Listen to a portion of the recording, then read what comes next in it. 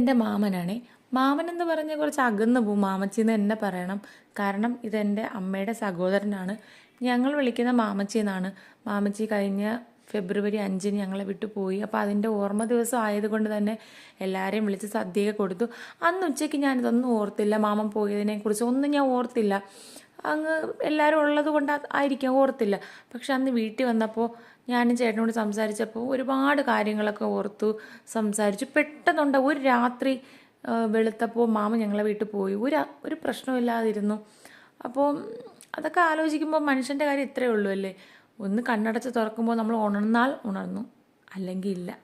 അപ്പോൾ ജീവിക്കുന്നിടത്തോളം കാലം സന്തോഷമായിട്ട് ജീവിക്കുക.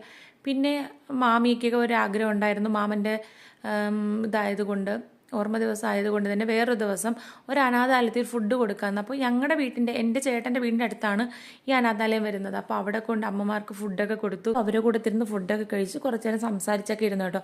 ഇതിൻ്റെ ലൊക്കേഷൻ വരുന്നത് എൻ്റെ വീടിൻ്റെ തൊട്ടടുത്തായിരുന്നു. അപ്പോൾ ഞാൻ നേരെ ഇവരെയും കൂട്ടി ഞാൻ എൻ്റെ വീട്ടിലോട്ട് വന്നു. നമ്മൾ വീട് മാറിയതിന് ശേഷം മാമിയൊക്കെ ഫസ്റ്റ് ടൈമാണ് വരുന്നത്. അങ്ങനെ കുറേ നേരം സംസാരിച്ചിരുന്നിട്ട് അവരിറങ്ങി.